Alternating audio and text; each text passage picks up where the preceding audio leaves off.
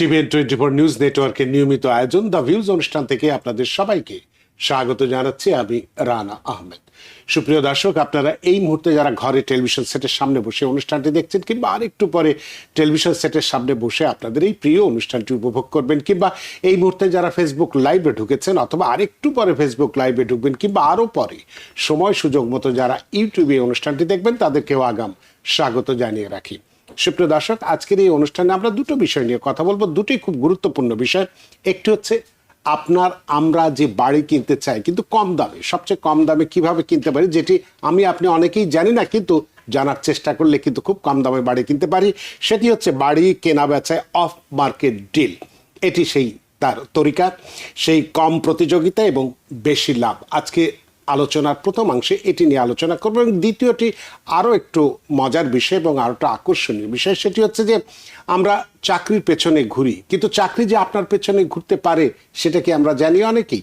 সেই বিষয়টি নিয়ে আজকে আমরা কথা বলবো, অর্থাৎ কম স্ট্রেসে উচ্চ আয়ের স্বপ্নের পেশা, সিটি এবং এমআরআই টেকনোলজিস্ট।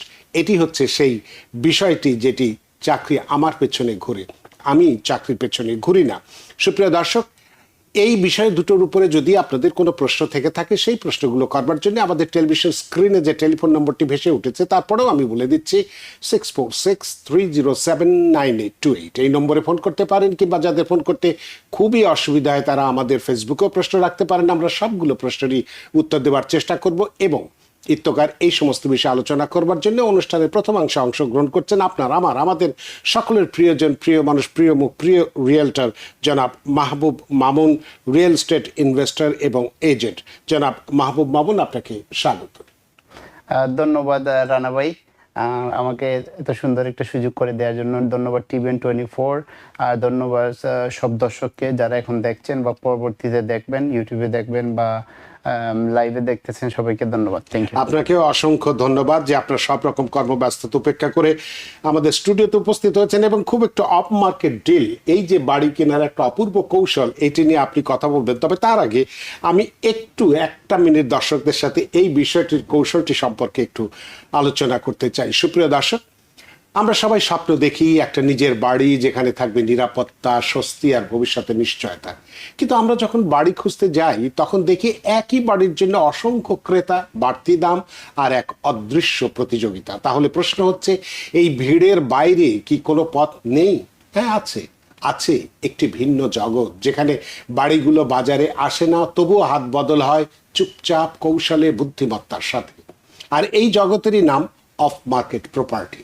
সুপ্রিয় দর্শক, আজকের অনুষ্ঠানে আমরা জানবো কিভাবে এই অফ মার্কেট প্রপার্টি খুঁজে পাওয়া যায়, কেন এটি অনেক সময় কম দামে বড় সুযোগ এনে দেয়, এবং একজন সাধারণ মানুষ কিভাবে এই গোপন দরজাটি খুলতে পারে।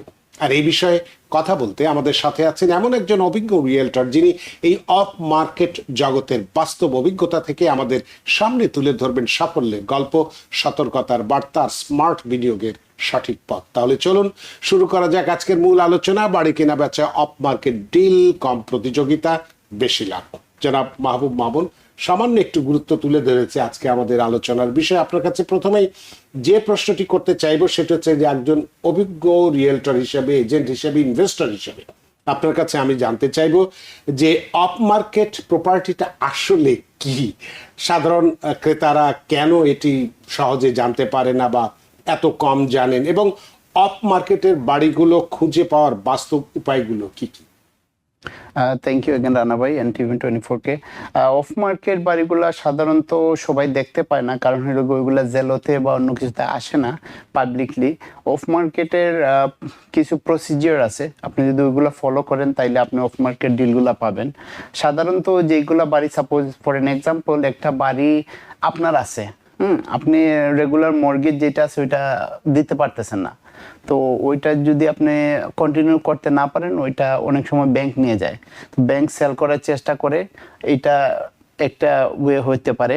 আরেকটা ওয়ে হইতে পারে যে আপনার অনেকে তারপরে প্রি ফোরক্লোজারে যেতে পারে, অকশনে যেতে পারে, এগুলো হলো off market deal. And as an investor, আমি যে সময় স্টার্ট করি আমার কেরিয়ার, আমি শুরু করেছিলাম ইনভেস্টর দিয়ে। সো আমি দেখেছি অফ মার্কেটে বাড়িগুলো যদি ক্রেতারা কিনেন, হ্যাঁ, তাহলে আপনি ধরেন রেগুলার বাড়ি ধরেন ফর এন এক্সাম্পল, একটা যদি সিঙ্গেল ফ্যামিলি হাউস 750,000-এ পাওয়া যায়, রেগুলার বাড়ি অনেক সময় দেখা যায় যে 400-500,000-এ পাওয়া যায়। তো ওই বাড়িগুলো যদি আপনি একটু হালকা রিনোভেট করেন বা আপনি যদি একটু সবকিছু খেয়াল করে কিনেন, আপনি দেখা যায় যেতে পারে যে আপনি অনেক টাকা সেভ করতেছেন। প্রায় অর্ধেক। আপনি যেটা বললেন যে যেখানে 700-800 হাজারের বাড়ি 400 বা 450 হাজারের মধ্যেই পাওয়া যাচ্ছে, পরবর্তীতে রিনোভেশন করে ডিপেন্ডস অন দ্য ডিল। হ্যাঁ, অথবা এটাই হচ্ছে আপনি যেটা বললেন যে অফ মার্কেট যেটা ডিল, সেটার মূল বিষয়গুলো। তো এই মার্কেটগুলো খুঁজে পাওয়ার উপায়গুলো কি? অনেক সময় ক্রেতারা খুঁজে পাবেন না, কারণ হলো গিয়ে আমাদের এই দেশে দেখা যাচ্ছে যে আমাদের নিউ ইয়র্ক সিটিতে আমরা সবাই কর্ম নিয়ে ব্যস্ত। এর জন্য আমরা অভিজ্ঞ রিয়েলটররা আছি যারা ইচ্ছুক কেনার জন্য বা ইনভেস্টমেন্টের জন্য, ওনারা আমাদের সাথে যোগাযোগ করতে পারেন, আমরা কিনে দিতে পারি ওনাদেরকে। অন টপ অফ দ্যাট কিছু মানে অনলাইনে কিছু লিঙ্ক আছে, সাপোজ auction.com আছে, আরো কয়েকটা ওয়ে আছে, এইগুলো আপনি দেখতে পারেন। But at the same time এখানে কিছু প্রসিজিয়ার আছে, আপনি ওইগুলো না জানলে তো আর বাড়িগুলো আনতে পারবেন না। এর জন্য আপনার একজন বিজ্ঞ রিয়েলটর বা ইনভেস্টরের প্রয়োজন আছে। জি। ও, তার মানে আপনি যেটা বললেন যে একেবারে সরাসরি একজন ক্রেতা হিসেবে আমি সরাসরি যে কেনাটা সহজ ব্যাপার নয়, এক্ষেত্রে একজন রিয়েলটর সহজ হতে লাগবে। কারণ একটা ব্যাংক হয়তো আমি আমার বাড়ির মর্গেজ দিতে পারিনি, ব্যাংক সেটা নিয়েছে, সেটা এখন অকশনে দেবে, সেই অকশনের এই খবরটি আমি সাধারণ ক্রেতার পাওয়ার সুযোগ নেই, যেটা আপনি পাচ্ছেন। সুতরাং আমাকে যদি অফ মার্কেটের সুযোগটা নিতে হয়, তাহলে একজন অভিজ্ঞ রিয়েলটরের সাথে অবশ্যই যোগাযোগ করতে হচ্ছে। সুপ্রিয় দর্শক, নিশ্চয়ই বুঝতে পারছেন যে অফ মার্কেটের এই ডিলের মূল রহস্যটা কোথায় আছে, কোথায় গেলে আমি এই কম দামে এরকম একটি বাড়ি কিনতে পারবো। তো আপনার কাছে জানতে চাইবো, তাহলে এই অফ মার্কেটের বাড়িগুলো বা প্রপার্টি যদি কিনি, কি ধরনের সুযোগ সুবিধা আমি পেতে পারি? আপনি যদি অফ মার্কেটের ডিলগুলো কিনেন, আপনি দেখেন ফার্স্ট অফ অল আপনি সুযোগ পাচ্ছেন হলে গিয়া আপনি বাড়িটা অনেক কম প্রাইসে পাচ্ছেন, হ্যাঁ, অনেক ইজিলি পাচ্ছেন। তারপরে লোকে আপনি ওইখানে দেখতে পারেন আপনি যে এরিয়াগুলো আছে আপনার স্পেসিফিক, এইটা না যে আপনি আজকে সার্চ করলে কালকে পেয়ে যাবেন, বাট এইগুলা হইল গিয়ে আপনার ওই যে আপনি একটু ওয়ে দিয়ে সার্চ করতে হবে। সো অনেক সময় অনেক ক্রেতার টাইম নাও থাকতে পারে, যেন বিজ্ঞ রিয়েলটর থাকলে এটা যদি আপনি নেন, তাইলে দেন আপনার ফার্স্ট অফ অল আপনার অনেক টাকা বেঁচে যাবে। আর অনেকে মানুষ বলে থাকে যে এইটা আপনার হইতে পারে যে লোন হবে না, এটা সেটা। সো ইনভেস্টমেন্ট প্রপার্টিতেও কিন্তু ভাইয়া লোন হয়, এটা অনেক ধরনের প্রসিজার আছে যেগুলো আমরা জানি। সো কেউ যদি ইনভেস্টমেন্ট প্রপার্টি কিনতে চান বা কোনো কিছু করতে চান, ডেফিনেটলি আমাদের সাথে যোগাযোগ করতে পারেন। এক্ষেত্রে অনেকেই একটু সন্দেহ প্রকাশ করে থাকে যে সব সময় হয়তো এই ধরনের মার্কেটে আমরা এই ডিল পেতেও বা এই ডিলের ব্যাপারে অনেকেরই সন্দেহ হয়ে থাকে। সেক্ষেত্রে আপনার কাছে আমি জানতে চাইবো যে অফ মার্কেটে এই সত্যি কি কম দামে বাড়ি কেনা সম্ভব? অবশ্যই সম্ভব, অবশ্যই অফ মার্কেটে আপনি সত্যি বাড়ি কেনা সম্ভব। কিছু রিসার্চ করতে হয়, যেগুলো হইল গিয়া যারা বিজ্ঞ আছে। সাপোজ আপনি যদি একটা বাড়ি কিনতে চান অফ মার্কেট, আপনি আমার কাছে আসলেন, তো আসলে আমি দেখলাম আপনার স্পেসিফিক এরিয়া বললেন, সাপোজ আপনি বললেন আমি কুইন্স ভিলেজে একটা বাড়ি কিনবো, তো কুইন্স ভিলেজে আমি এরিয়া দিয়ে সার্চ করে বললাম রানা ভাই এই বাড়ি নেক্সট উইকে আমি আপনাকে কিনে দিতে পারবো আপনি যদি চান। তারপর বেসড অন দ্যাট আমি একটু রিসার্চ করলাম বাড়িটার লট সাইজ কত, বাড়িটার মানে অবস্থা কি, তারপরে মানে ওভারঅল সিচুয়েশনটা কি, তারপরে এইটাতে টেনেন্ট আছে কিনা, এগুলো সবকিছু রিয়েলাইজ করে মানে রিসার্চ করে আপনি দেখলেন। পরে ওইটা আপনার ওইটা মাথায় রেখে আপনি যাইয়া ওই বাড়িটা আনার জন্য আপনার একটু সুবিধা হবে, কত দিলে আপনার ভালো হবে। অন টপ অফ অনেক অফ মার্কেট দিলে দেখা যায় যে রানা ভাই আপনি কিছু কাজ করাইতে হবে, হ্যাঁ, তো এর জন্যই আপনি ওইটা প্রথমে একটু ম্যাথ করবেন, আপনি রিসার্চ করবেন, রিসার্চ করার পরে আপনি দেখবেন আপনার জন্য কত টাকা হইলে ওটা worth it. Suppose this is like $1 million in the market and you get this house for 700,000, but you have to check that if it's worth it for you, বুঝছেন? এটা আপনি দেখতে হবে। সো এইগুলো একটু রিসার্চের ব্যাপার আছে, এর জন্যই মানুষ অনেক সেক্ষেত্রে যেটা আপনি বললেন রিসার্চ তো অবশ্যই করতে হবে, কারণ এত বড় একটা ইনভেস্টমেন্ট হবে, সেখানে যদি রিসার্চ না করা হয় পরবর্তীতে সেও ফেঁসে যেতে পারে। তাইলে এক্ষেত্রে আপনার কাছে যেটা জানতে চাইবো যে এই অফ মার্কেটের যে ডিলটা বা যেটা হয়, এ কি সাধারণত কি একেবারে বেশি পুরনো বাড়ি নাকি নতুন বাড়ির ক্ষেত্রে এগুলো হয়, যেটা হয়তো কম রিনোভেশন বা এই সংস্কার বা এই বিষয়গুলো কম লাগতে পারে? ইউজুয়ালি দেখা যায় যে অনেক পুরাতন বাড়ি পাওয়া যায়, but at the same time যদি কেউ নতুন বাড়ি করে থাকে কিন্তু উনি মর্গেজ দিতে পারতেছেন না, ব্যাংক নিয়ে গেছে, এইগুলো বাড়িও কিন্তু অনেক সময় ভালো ভালো ডিলে আসে। তো এর জন্য আপনি সব সময় মানে খেয়াল রাখতে হবে কোন সময় কোন ডিলটা আসতেছে, আপনার কোন সময় কোনটা প্রয়োজন। আমরা তো জানি আপনি যেহেতু ব্যবসা করেন, আমরাও যারা একটু খোঁজ খবর রাখি আমরা জানি সব ধরনের কাজ, যে কোনো ধরনের পেশাই হোক না কেন, সেখানে সুবিধা অসুবিধা থাকে, নানান চ্যালেঞ্জও থাকে, বিশেষ করে চ্যালেঞ্জের যে বিষয়টি। তো এক্ষেত্রে এই প্রক্রিয়ায় যদি কেউ বাড়ি কিনতে চান, তাকেও কি বড় ধরনের ঝুঁকি বা চ্যালেঞ্জের মুখে পড়তে হয়? আপনি কি মনে করেন? আমি আসলে মনে করি উনি গেইনার হবে চ্যালেঞ্জের বিষয়টা থেকে বেশি। উনি গেইনার হবে উনি যদি একটা অফ মার্কেটে বাড়ি কিনে। এট দ্য সেম টাইম উনি দেখতে হবে ওনার কাছে কত টাকা আছে, ওনার সব কিছু মিলে। অনেক সময় দেখা যেতে পারে একটা বাড়ির যে আপনার চ্যালেঞ্জিং ফেজ যেটা আপনি বলতেছেন, অনেকে কি করে না বুঝে বাড়ি কিনে ফেলে, তারপরে অফ মার্কেট ডিল কিনা পরে দেখা যায় উনি মানে কাজ করাইতে পারতেছেন কনস্ট্রাকশনের জন্য, এটার জন্য সেটা, এইগুলোর ওয়েও আমাদের কাছে আছে। কিন্তু আপনি আপনি একটা অফ মার্কেট বাড়ি কিনলেন, বাড়ি কেনার পরে দেখা গেল যে আপনি আর ওইটাতে কাজ করাইতে পারছেন, ওইটার জন্য আমরা কিন্তু আপনাকে লোন নিয়ে দিতে পারি। অফ মার্কেট শুধু যে একদম ক্যাশ টাকা দিয়ে কিনতে হবে এমন নয়, আপনি লোন দেওয়ার সুযোগও আছে। তাহলে সেই প্রক্রিয়াটা কি? ওকে, সো আপনি যদি একটা বাড়ি প্রথমে কিনতে চান, সাপোজ আমি আপনাকে একটা অকশন থেকে একটা বাড়ি এনে দিলাম, ওই বাড়ির উপরে কিছু ডাউন পেমেন্ট দিয়ে আপনি কিন্তু রেগুলার মর্গেজ হয়।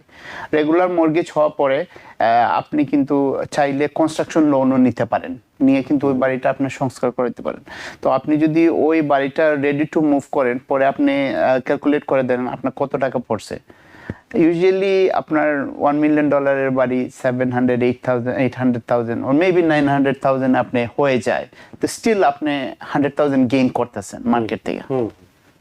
তো এক্ষেত্রে ধরুন যে এমনি তো অকশনের বাড়ি লোন পাওয়ার ক্ষেত্রে কতটুকু মানে ঝঞ্ঝাট কম পোহাতে হয়, বা কি পরিমাণ লোন পাওয়া যেতে পারে? পুরোটাই বা ওই যে 20% ডাউন পেমেন্ট, বা যে পরিমাণ একটা নতুন বাড়ি কিনতে গেলে যে পরিমাণ ডাউন পেমেন্ট দিতে হয়, অকশনের বাড়িতে তো নিশ্চয়ই তার থেকে বেশি দিতে হবে, বা কি পরিমাণ লোনটা পাওয়া যাবে? ওইটা ডিপেন্ড করে, দুইটা ওয়ে আছে। আপনি কি ওইটা বিজনেসে দেখে নিচ্ছেন, আপনার পার্সোনাল ক্ষেত্রে নিচ্ছেন। সাপোজ আপনি যদি আপনার পার্সোনাল ক্ষেত্রে নেন, তাইলে মোস্ট প্রবলি 10-20% দিতে হয়। আরেকটা ওয়ে আছে, ওইটা আপনি হার্ড ক্যাশ লোন দিয়ে 10% নিয়ে করতে পারেন, অথবা ইভেন 5% দিয়ে অনেক সময় হয়ে যায়। হার্ড ক্যাশ লোনটা হচ্ছে গিয়া রেগুলার ইন্টারেস্ট থেকে একটু বেশি, বাট আপনার সাথে সাথে ট্রানজেকশনটা হয়ে যাচ্ছে, আপনার সাথে সাথে ক্লোজ করে ফেলতেছেন ডিলগুলো আর কি। তো আপনি ইউজুয়ালি এটাও হয়, এবং কিছু কিছু বাড়িতে আপনার দেখা যায় যে আপনি রেগুলার মর্গেজ করে দেয়া যায়। ওটা depend on the situation of the house. তার মানে সেই সুযোগটাও আছে, মানে পুরোপুরি ভাবে সেটা নির্ভর করছে সিচুয়েশনের উপরে। তো আপনার কাছে আমি জানতে চাইবো, দীর্ঘদিন ধরে আপনি রিয়েলটারের সাথে আছেন, বিশাল একটা অভিজ্ঞতা আছে, সেই সাথে ইনভেস্টর হিসেবেও আপনি কাজ করছেন, অর্থাৎ আপনি 2 in বা 3 in 1 যেটাকে আমরা বলি, সব ধরনের সুযোগই আপনার কাছে, বা একজনের কাছে গেলেই আমি অনেকগুলো সুযোগ পেয়ে থাকি। আপনার কাছে একটু জানতে চাই, যারা নতুন বাড়ি কিনতে চায়, মনে করো যে একেবারেই এর আগে কখনো বাড়ি কেনেনি এমন কোনো ব্যক্তি যিনি নতুন বাড়ি কিনতে চান, তাদের মধ্যে অনেকেই কিছু কিছু ভুল করে থাকেন, এরকম আমরা দেখেছি। তো সাধারণত কোন ভুলগুলো এই নতুন বাড়ি যারা কিনতে চান, কোন ভুলগুলো একটু সবচেয়ে বেশি করে থাকেন, যাতে আপনার এই প্রশ্নের উত্তরের মধ্যে দিয়ে যারা কালকে পরশু 2 মাস পরে বাড়ি কিনতে যাবেন, তারা নিজেদেরকে সংশোধন করে নিতে পারে? এইটা হইলো গিয়ে ভাইয়া ডিপেন্ড করে অনেকের অনেকের ডিফারেন্ট সিচুয়েশন থাকে। যেমন আমাদের কমন একটা সমস্যা হয়ে থাকে যে আমরা অনেক সময় বাড়ি কিনতে প্রস্তুত, কিন্তু অন টপ অফ দ্যাট আমরা একটা গাড়ি কিনে ফেললাম। সো এই ক্ষেত্রে আমাদের লোন হইতে একটু সমস্যা হয়। তারপরে আপনি যদি বাড়ির ক্ষেত্রে আসেন, আপনার একটা বাড়ি পছন্দ হয়েছে, আপনি খুঁজতে খুঁজতে একটা ড্রিম হাউস পাইলেন, পাওয়ার পরে আপনি দেখলেন আপনি এই বাড়িটা নেবেন, কিন্তু আপনার এই বাড়ি সম্বন্ধে জানা উচিত। আপনার ইলেকট্রিক সিস্টেম কি, প্লাম্বিং সিস্টেম কি, আপনার হিটার কাজ করতেছে নাকি, আপনার রুফের কন্ডিশন কি, এগুলো সব জানতে হবে। যদি এগুলো সব কিছু জানেন তাহলে সাধারণত ক্রেতারা কোনো সমস্যা হয় না। তো এর জন্য আপনি যদি আমাদের সাথে যোগাযোগ করেন, তো আমাদের ফুল একটা টিম আছে, আমাদের ইন্সপেকশন টিম আছে, অ্যাটর্নি আছে, মর্গেজ ব্রোকার আছে, আমরা সবাই মিলে একসাথে কাজ করি। সো এই ক্ষেত্রে আমরা সব প্রসেসগুলো ফলো করি। ইউজুয়ালি সবগুলো প্রসেস ফলো করলে ইনশাআল্লাহ কোনো সমস্যা হয় না। আর আমি দর্শকের উদ্দেশ্যে একটা কথা বলতে চাই, আপনারা যদি বাড়ি কেনার চিন্তা করতেছেন, ফার্স্ট টাইম হোম বায়ার হিসাবে থাকেন, তাহলে আপনি 3 to 5% ডাউন পেমেন্ট দিয়ে আপনি কিন্তু বাড়ি কিনতে পারেন। অনেক প্রসিজিওর এরকম আছে, আপনি একটু যোগাযোগ করলে আমরা এগুলো সব বলে দিব। আর যদি আপনি বাড়ি কেনার চিন্তা করতেছেন, তাইলে প্লিজ অন্য কোনো লোনে বা কোনো কিছুতে জড়িত হবেন না। আপনার ক্রেডিট স্কোরটা ভালো রাখবেন এবং ট্যাক্স ফাইল করার আগে যদি সম্ভব হয় আমাদের সাথে যোগাযোগ করবেন, আমরা আপনাকে গাইড করব কিরকম করলে ভালো হয়। তা আপনি মোটামুটি বলে দিলেন যে আজকে আমাদের এই অনুষ্ঠান দেখে কেউ যদি একটা বাড়ি কিনতে চায় তার কি পরামর্শ হওয়া উচিত সেটা আপনি বললেন। আপনি 1 মিনিটে আপনি একটু বলবেন কি যে এই অফ মার্কেটে, নর্মাল মার্কেটে বাড়ি কিনতে গেলে যেমন একটা আস্কিং প্রাইস থাকে, তাই না? এক্ষেত্রে কি, এবং সেখানে একটা দর কষাকষির সুযোগ থাকে, এই অফ মার্কেটের বাড়ি কিনতে গেলেও কি দর কষাকষির সুযোগ আছে বা সেই কৌশলটা কি? হ্যাঁ, এগুলো সেম প্রসেস। সো বাট এটা ডিফারেন্ট ওয়েতে। সো আপনি যদি একজন ওনারের কাছ থেকে কিনেন, is the same situation as if you buying from the market. So আপনি একজন রিয়েলটারের মাধ্যমে অফার দিলেন, অফার যদি আপনার অ্যাকসেপ্ট হয় না তাহলে আরেকটা অফার দিলেন, যদি অ্যাকসেপ্ট হয় দেন গুড। আর যদি আপনি অকশন থেকে আনতে চান তাহলে আপনি অকশনে যাবেন, আপনি সব কিছু রিসার্চ করে দেখবেন এই বাসাতে টেনেন্ট আছে নাকি, আপনার কোনো লিন আছে নাকি, ফার্স্ট কোনো মর্গেজ আছে নাকি বাসার, এগুলো সব রিসার্চ করার পরে আপনি ডিসাইড করলেন এই বাসাটা আমি কত পর্যন্ত বিট করতে পারি। অন দ্য সেম সাইড আরো কয়েকজন বায়ার থাকবে কিন্তু আপনার মতো, তো ওইখানে গেলে আপনি এগুলো সব কিছু মিলায়া, আপনার যদি ম্যাথটা ওইরকম থাকে তাই then you good to go. অনেক ধন্যবাদ। আসলে আমাদের হাতে সময় নেই প্রথম অংশের, আমাদেরকে একটু বিরতিতে যেতে হবে। আপনার এই চমৎকার আলোচনার মধ্যে দিয়ে যারা আমরা অফ মার্কেটে বাড়ি কিনতে চাই তারা নিশ্চয়ই অনেকটা উপকৃত হয়েছি। আপনাকে আবারও ধন্যবাদ। ধন্যবাদ রানা ভাই, ধন্যবাদ TVN24 এর সব দর্শককে।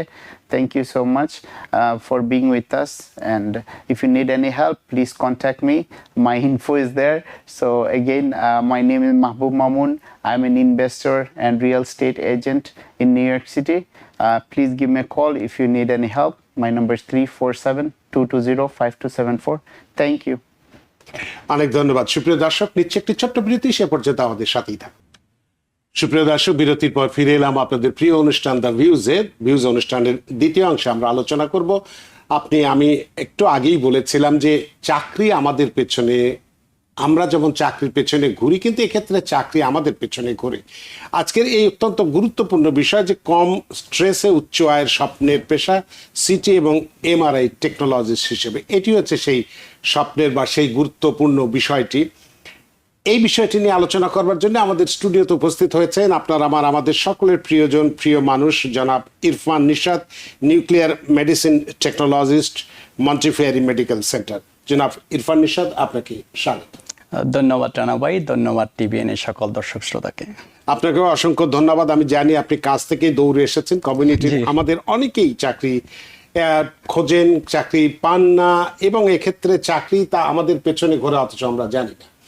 এই বিষয়টি নিয়ে আজকে আমরা করতে চাই, এবং ক্ষেত্রে কি কি সুবিধা আছে, কি ধরনের যোগ্যতা দরকার পড়বে, এই বিষয়গুলো নিয়ে কথা বলবো। তবে তার আগে ছোট্ট একটু ভূমিকা এই বিষয়টি সম্পর্কে দিতে চাই। সুপ্রিয় দর্শক, চিকিৎসা বিজ্ঞানের অগ্রগতির সাথে সাথে আমাদের জীবনে যুক্ত হয়েছে নতুন নতুন প্রযুক্তি, যেগুলো শুধু রোগ নির্ণয় নয় বরং জীবন বাঁচাতেও গুরুত্বপূর্ণ ভূমিকা রাখছে। আর এই প্রযুক্তির পেছনে যারা নিরলসভাবে কাজ করছেন তারা হলেন আমাদের স্বাস্থ্যসেবার নীরব নায়ক, রেডিওলজি টেকনোলজিস্টরা। আজ আমরা কথা বলবো এমন দুটি অত্যাধুনিক প্রযুক্তি নিয়ে, সিটি স্ক্যান এবং MRI নিয়ে, যেগুলো সম্পূর্ণ নন ইনভেসিভ, অত্যন্ত নির্ভুল এবং চিকিৎসা ক্ষেত্রে এক নতুন দিগন্ত উন্মোচন করেছে। একদিকে সিটি স্ক্যান যা এক্স-রে ব্যবহার করে শরীরের ভেতরের সূক্ষ্ম গঠনকে তুলে ধরে, অন্যদিকে এমআরআই যা শক্তিশালী ম্যাগনেটিক ফিল্ড এবং রেডিও ওয়েভের মাধ্যমে তৈরি করে এক অসাধারণ 3D ইমেজ। অবশ্য শুধু প্রযুক্তির দিক থেকেই নয়, বরং এই ক্ষেত্রটি আজকের দিনে একটি অত্যন্ত সম্ভাবনাময় ক্যারিয়ার হিসেবেও পরিচিত, কারণ অল্প সময়ের প্রশিক্ষণ, দারুণ চাহিদা, আকর্ষণীয় বেতন এবং তুলনামূলক কম স্ট্রেস সব মিলিয়ে সিটি এবং এমআরআই টেকনোলজি হয়ে উঠেছে নতুন প্রজন্মের জন্য একটি স্বপ্নের পেশা।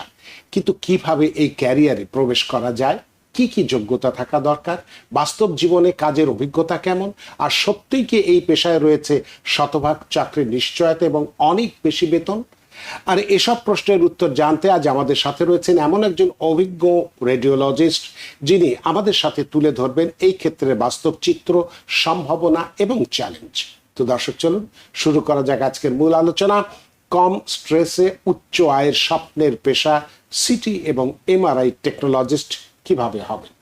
একটু ভূমিকা তুলে ধরেছে আজকের আমাদের আলোচনার বিষয়। তো আপনার কাছেও প্রথমে জানতে চাইবো যে আমরা দুটো কথা বলেছি, একটা সিটি এবং একটা এমআরআই। তো আপনার কাছে জানতে চাই যে এই সিটি এবং এমআরআই দুটা প্রযুক্তির মধ্যে মূল পার্থক্যটা কি এবং কোন ক্ষেত্রে কোনটি বেশি কার্যকর? ধন্যবাদ। আমি আলোচনা যাওয়ার আগে একটু ছোট্ট করে বলতে চাই, লাস্ট টাইম যখন আমরা এখানে আমন্ত্রিত হয়েছি, এই বিশদ আলোচনা করেছি রেডিওলজিক টেকনোলজি এবং নিউক্লিয়ার মেডিসিন টেকনোলজি। এরপরে আমরা অনেকগুলো দর্শকের কাছ থেকে ফোন কল পেয়েছিলাম এবং আপনি জেনে খুশি হবেন, আমরা অনেক স্টুডেন্টদেরকে আমরা রাইট প্যাথওয়েটা দেখিয়ে দিতে পেরেছিলাম এবং অনেক টেকনোলজিস বিভিন্ন স্টেটে অলরেডি ওরা সার্টিফাইড, কিন্তু হয়তো বা ডিফিকাল্টিসের কারণে, কমিউনিকেশনের কারণে জব হচ্ছিল না। আমরা এরকম বেশ কয়েকজন টেকনোলজিস্টকে আমরা এখানে জব প্লেসমেন্ট করার হেল্প করতে পারি। আমি যতদূর জানি যে আমাদের প্রোগ্রাম করার পরের দিনই ফ্লোরিডা থেকে একজন ফোন করেছেন। রাইট উনি হয়তোবা মানে উনি এত এক্সাইটেড, উনি হয়তোবা টিভিএন কে ধন্যবাদ জানানোর জন্য কোনোভাবে ধন্যবাদ জানাবে, হয়তোবা কল করে অথবা উনি বলছে উনি খুবই অ্যাপ্রিশিয়েট এবং উনি আমাদের যে একটা অর্গানাইজেশন আছে বাংলাদেশি আমেরিকান রেডিওলজিক টেকনোলজিস্ট, ওই অর্গানাইজেশনকে খুবই অ্যাপ্রিশিয়েট করছে। উনি বলছে নেক্সট যখন আমরা গেট টুগেদার হব উনি সব স্পন্সর করবে। So that was the big news. আচ্ছা, এখন যদি বলতে চাই সিটি স্ক্যান এবং এমআরআই। সিটি স্ক্যান আমরা ট্রেডিশনালি অনেকে ক্যাট স্ক্যান নামে চিনি, যেখানে আমরা একটা এক্সরে সোর্স ইউজ করে 3D ইমেজেস নিয়ে থাকি। ফর এক্সাম্পল, আপনি যখনই কোনো ইমার্জেন্সিতে যাবেন, কোনো একটা বড় প্রবলেম হয়েছে, সাথে সাথে ডক্টর অর্ডার করে কি সিটি স্ক্যান। সিটি স্ক্যানের মাধ্যমে আমরা সাথে সাথে আপনার কোনো ধরনের স্ট্রোক অথবা হার্ট অ্যাটাক অথবা কোনো ইনফেকশন হলে সাথে সাথে 5 to 10 মিনিটস একটা স্ক্যানের মাধ্যমে সাথে সাথে আমরা এই জিনিসটা ডায়াগনোসিস করতে পারি। প্রকান্তরে এমআরআই হলো কি রেডিয়েশন ইউজ করে না, বাট এর একটা strong magnetic power source use করে, যেটা রেডিও ওয়েভের মাধ্যমে 3D ইমেজেস তৈরি করে। অনেক সময় দেখা যায় আমাদের নার্ভে প্রবলেম হয়েছে, কার্টিলেজে প্রবলেম হয়েছে, যেগুলো সিটি স্ক্যানে আসে না, সেগুলো এমআরআই মাধ্যমে আসে। যদিও এমআরআই করতে একটু সময় বেশি লাগে, হয়তো বা 30 থেকে 40 মিনিট লাগতে পারে, বাট ওর্থ ইট। তো এটা তো আমরা দুটোর পার্থক্যটা বুঝলাম, কার্যকরিতাও বুঝলাম। তো একজন শিক্ষার্থী অথবা যে আজকে আমাদের অনুষ্ঠান দেখার পরে কেউ উৎসাহী হলো, তো এই একজন শিক্ষার্থী যদি সিটি বা এমআরআই টেকনোলজিস্ট হতে চান, সেক্ষেত্রে তাকে প্রাথমিকভাবে কি কি যোগ্যতার অধিকারী হতে হবে বা তার কি কি যোগ্যতা থাকা দরকার? রাইট, গত পর্বে আমরা যেটা আলোচনা করেছিলাম রেডিওলজিক টেকনোলজি, যদি সিটি এবং এমআরআই এটাকে বলে পোস্ট প্রাইমারি, আমাদের ভাষায় পোস্ট প্রাইমারি বলে। আগে রেডিওলজিক টেকনোলজি অথবা নিউক্লিয়ার মেডিসিন টেকনোলজি এই ডিগ্রিটা কমপ্লিট করতে হয়। এই কোর্সটা কমপ্লিট করতে লাস্ট বার বলেছিলাম যে কারো 3 বছর লাগতে পারে, কারো 4 বছর লাগতে পারে, depending on the students capabilities. এই লাইসেন্সটা পাওয়ার পর আমার কাছে মনে হয় 3 থেকে 4 মাসের মধ্যে এমআরআই এবং সিটি স্ক্যানের সার্টিফিকেশন ইজিলি পাওয়া যায়। একটা এআরআরটি সার্টিফিকেশন বোর্ডের মাধ্যমে এটা পাওয়া যায়, একটা এক্সাম দিতে হয়। That's it. এত সহজ এবং খুব অল্প সময়, 3-4 থেকে 4 মাসের মধ্যে। তো এর ক্ষেত্রে যেটা বললাম যে আমরা তো নানান সুযোগ সুবিধার কথাও বলি। আমরা যে কোনো একটা চাকরিতে যদি যাই, আমরা দেখে যাই ইভেন আমাদের এনওআইপিডির মতো একটা ভালো একটা প্রতিষ্ঠান, সেখানেও চাকরি করতে গেলে বেতনের একটা সীমারেখা থাকে, খুব বেশি যে আশা পাওয়ার মতো সেরকম কিছু নয়। আবার একই এই পুলিশের মধ্যে যারা কারেকশনে কাজ করেন তাদের আবার অনেক দেখি বেতন শুরুতেই অনেক বেশি হয়ে থাকে। তো এক্ষেত্রে আপনাদের এই 3-4 মাসের ট্রেনিং নিয়ে একটা সার্টিফিকেট নিয়ে যদি কেউ এই ধরনের টেকনোলজিস্ট হতে চান, কি পরিমাণ মানে বেতন দিয়ে শুরু হয় তার? ওয়েল, আগে একটু দর্শকটা যদি যাতে কনফিউজ না হয়, শুধু 3-4 মাস না, আগে কিন্তু রেডিওলজিক টেকনোলজি ডিগ্রিটা থাকতে হয়। ডিগ্রিটা থাকতে হয়। রাইট।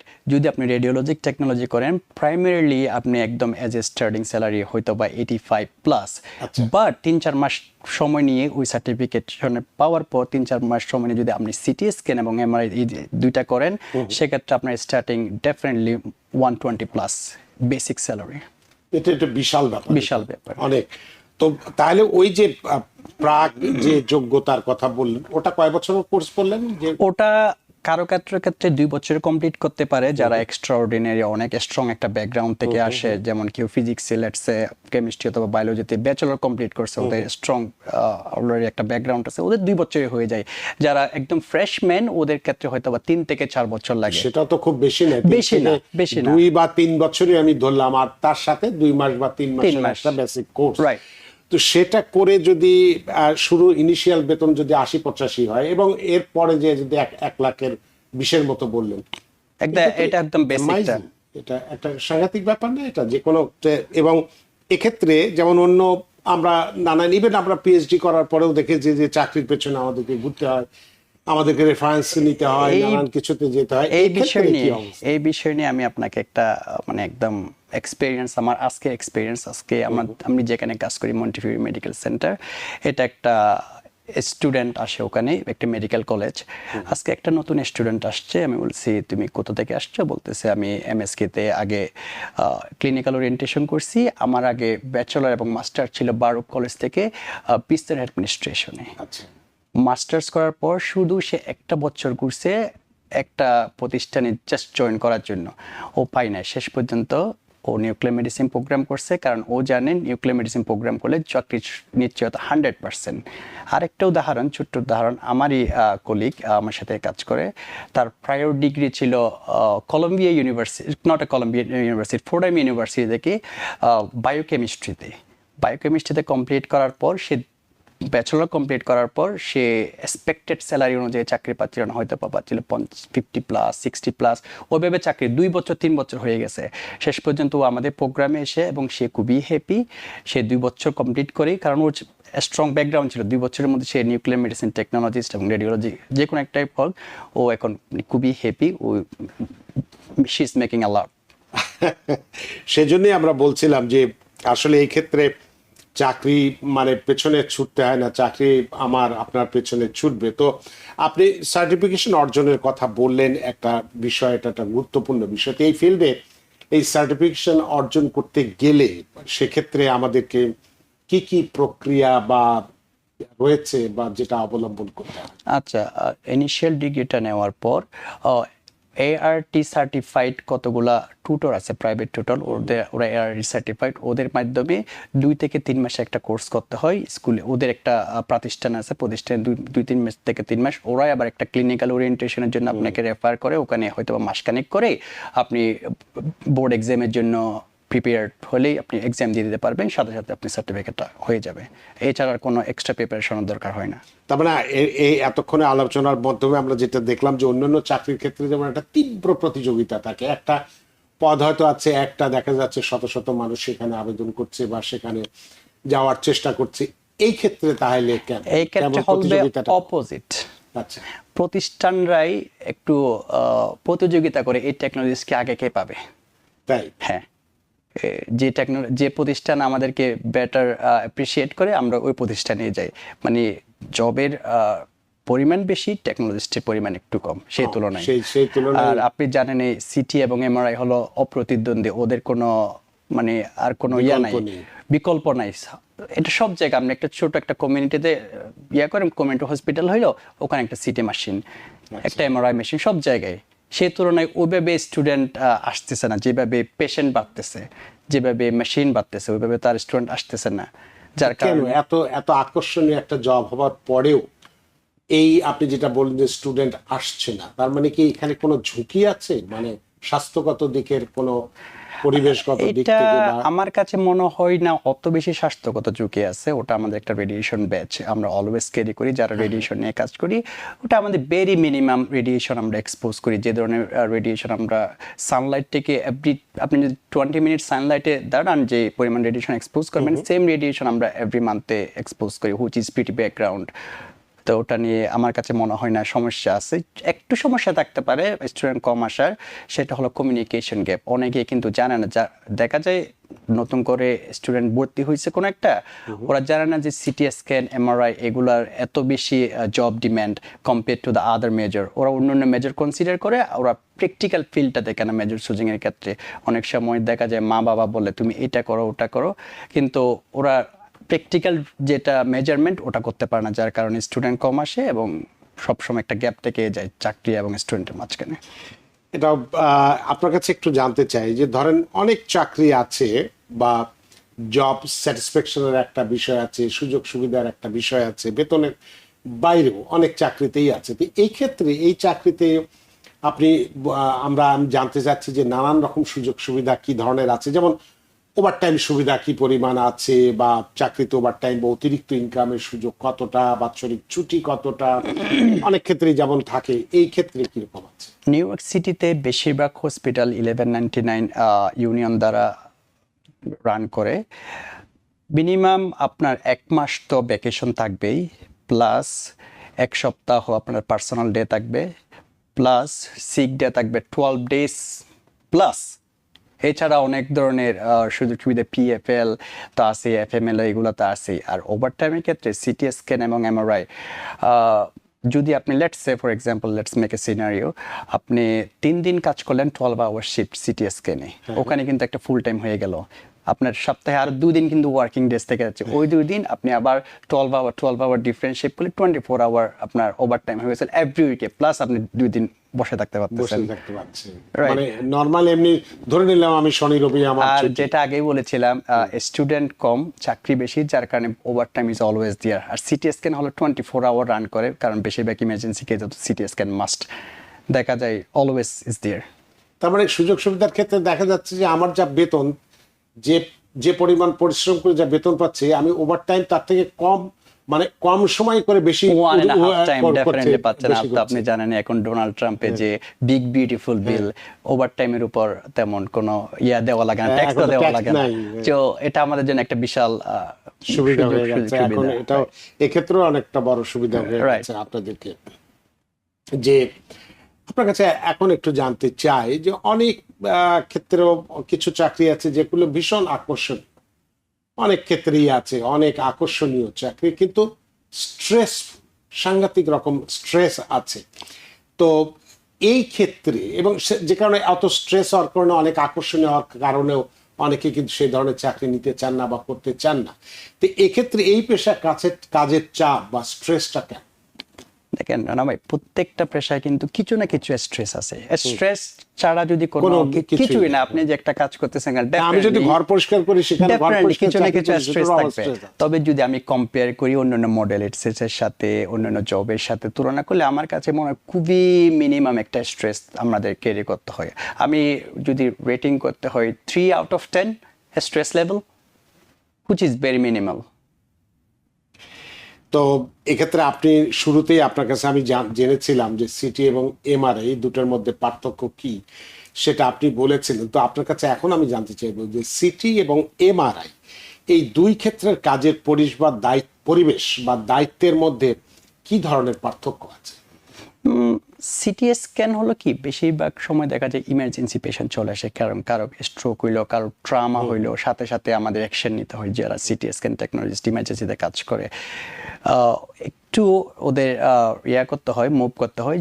প্রকান্তরে এমআরআইটা তেমন বেশিরভাগ পেশেন্ট আছে হলো আউট পেশেন্ট, ওরা আসে সময় নিয়ে আসে, লেটস একটা পেশেন্টকে আমরা এমআরআই মেশিনে ঢুকাইলাম, দেখা গেল 1/2 hour 40 minutes আমাদের কিছুই করা লাগলো না, জাস্ট দেখতে হচ্ছে পেশেন্ট মুভ করতেছে কিনা এবং স্ক্যানের যেটা কোয়ালিটি এটা মেনটেন হইতেছে কিনা, দ্যাটস অল। প্রিটি মাচ বেশিরভাগ সময় এমআরআই টেকনোলজিস্টরা বসে থেকেই এই কাজটা সম্পাদন করতে পারে।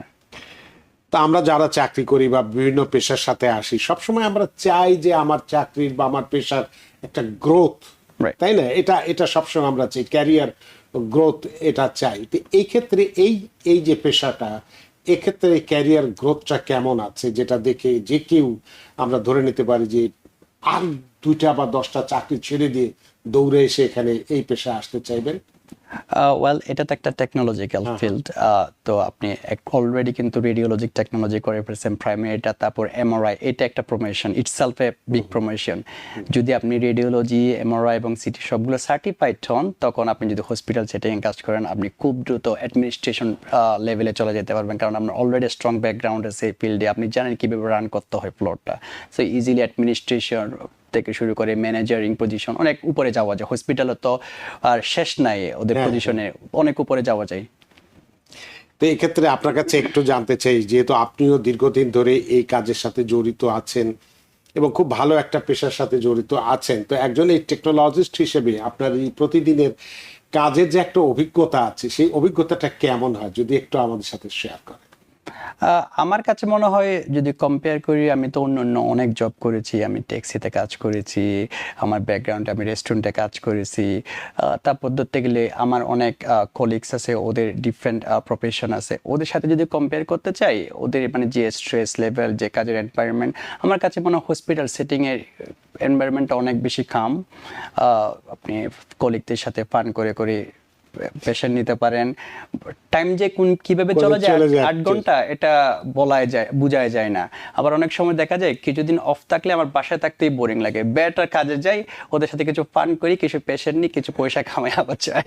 এটা অনেক সময় হয়ে থাকে, মানে হাসি খুশি আড্ডার মধ্যে দিয়ে দিনটা চলে যায়। খুব চমৎকার একটা এনভায়রনমেন্ট। তো এই চাকরি পাওয়ার ক্ষেত্রে কি অন্য শহরে যেতে হয়, নাকি ধরুন যে স্থানীয়ভাবে এই চাকরিগুলো পাওয়া যায়?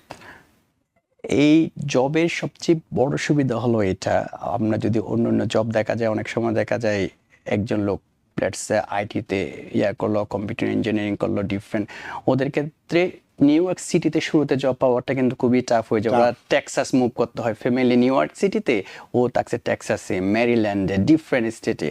আর এটা এমন একটা পেশা, একদম সিম্পল, যেটা কমিউনিটি, একদম ছোট একটা কমিউনিটি হলে ওখানে একটা এমআরআই অথবা রেডিওলজিক টেকনোলজি থাকবে, সেটিংসটা থাকবে, রেডিওলজিক সেটিং, নিউক্লিয়ার মেডিসিনের সেটিং। তো আপনি প্রত্যেকটা জায়গায় এই জবটা পাবেন, আপনার রিলোকেট করতে হবে না, আপনার প্যারেন্টসকে রেখে আপনার যাইতে হবে না এই ধরনের কাজের জন্য। আপনি সব জায়গায় পাবেন, আপনার প্যারেন্ট যেখানে থাকতে চাই, আপনি যেখানে থাকতে চান, সেই জায়গায় আপনি জবটা পাবেন খুব সহজভাবে। তো আমাদের হাতে সময় নেই, তো সময়ের দড়িতে বাঁধা। সব শেষ আপনার কাছে জানতে চাইবো যে ধরুন যে আমাদের এই আজকের এই অনুষ্ঠানটি আমরা তো অনেক দর্শক আমাদের আজকের এই অনুষ্ঠান দেখছেন, লাইভ দেখছেন, তারপরে বাসায় বসে দেখছেন। তো আমাদের এই অনুষ্ঠান দেখে কেউ যদি, অনেকেই বা কেউ যদি এরকম এই পেশায় আসতে চান, তাদের জন্য আপনার পরামর্শটা কি হবে? দর্শকদের উদ্দেশ্যে বলতে চাই, আমরা লাস্ট টাইম আসার পর আমরা অনেক ভালো সাড়া পেয়েছিলাম, অনেক ফোন কল পেয়েছিলাম, এবং আমি অনেক সময় ট্রাই করছি প্রত্যেকটা স্টুডেন্টদেরকে হেল্প করতে, যারা আসে হেল্প চাওয়ার জন্য। আমাদের একটা অর্গানাইজেশন আছে, বাংলাদেশ আমেরিকান রেডিওলজিক টেকনোলজিস্ট, ওখানকার প্রত্যেকটা মেম্বারসে খুবই হেল্পফুল। যে কোনো ধরনের হেল্প যদি দরকার হয়, কোনো ধরনের জব প্লেসমেন্টের ক্ষেত্রে যদি কেউ জব পাইতে ডিফিকাল্টিস হয়, কেউ যদি পাথওয়েটা খুঁজে না পায় ভালো করে, কিভাবে কি করতে হয়, আমাদের সাথে যোগাযোগ করবেন। আমরা ট্রাই করব প্রত্যেকটা স্টুডেন্টকে আমাদের বেস্ট সার্ভিসটা দিতে। অনেক ধন্যবাদ ইরফান নিশাদ, আপনার অনেক মূল্যবান সময় নষ্ট করে আমাদের স্টুডিওতে উপস্থিত হয়েছেন এবং খুব গুরুত্বপূর্ণ একটি পেশা নিয়ে কথা বলেছেন, যে পেশাটির পেছনে আমাকে দৌড়তে হয় না, পেশাই আমার পেছনে দৌড়ায়, এমন একটি আকর্ষণীয় পেশার কথা বলেছেন। আপনার চমৎকার এই আলোচনার মধ্য দিয়ে আমরা সত্যি বৃদ্ধ এবং প্রাণিত। ধন্যবাদ রানা ভাই, ধন্যবাদ টিভিএনকে এবং টিভিএনের সকল দর্শক শ্রোতাকে। আপনাকে আবারও ধন্যবাদ। সুপ্রিয় দর্শক, আজকের এই অনুষ্ঠানে আমরা দুটো বিষয় নিয়ে কথা বলেছি। একটি হচ্ছে আমাদের স্বপ্নের বাড়ি নিয়ে, যেটা অফ মার্কেট ডিলের মাধ্যমে সস্তায় কিভাবে আমরা একটা বাড়ি কিনতে পারি, সেটি একটা গুরুত্বপূর্ণ কথা বলেছে। এবং আরেকটি আমাদের ক্যারিয়ার গঠনের ক্ষেত্রে, আমাদের ভবিষ্যৎ জীবনের গঠনের ক্ষেত্রে আমরা কোন পেশা বেছে নিতে পারি, যে পেশা আমাকে খুঁজতে হবে না, আমাকেই তারা খুঁজে নেবে। এরকম একটি চমৎকার দুটো বিষয় নিয়ে আজকে আলোচনা করেছি। আশা করি আপনাদের যথেষ্ট ভালো লেগেছে। সুপ্রিয় দর্শক, যে যেখানেই থাকুন, ভালো থাকুন, সুস্থ থাকুন, নিরাপদে থাকুন টিভিএন 24 নিউজ নেটওয়ার্কের সাথেই। শুভরাত্রি। TBN 24 টেলিভিশন দেখতে আজই কল করুন 7187776556। লগ ইন করুন www.totalcablebd.com। নিউ ইয়র্ক থেকে সম্প্রচারিত TBN 24 টেলিভিশন বিশ্বজুড়ে বাঙালির কণ্ঠস্বর।